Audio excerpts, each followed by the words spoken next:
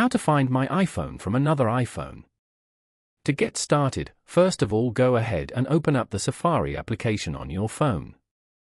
In the search bar, type in iCloud and go to iCloud.com to access Apple's cloud services. Once you're on the iCloud homepage, scroll to the bottom until you find and tap on the Find My icon. Find My helps you locate your Apple devices and keep up with friends and family.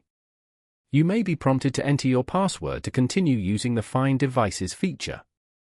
After authenticating with your password, the map will load, showing your device's current location.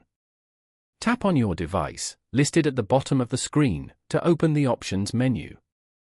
This menu provides several options for managing your device remotely.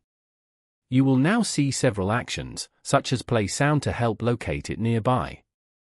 You can also select Lost Mode to lock your iPhone remotely. It also allows you to leave a phone number and a message for anyone who finds it. Following these steps, you can easily find My iPhone from another iPhone.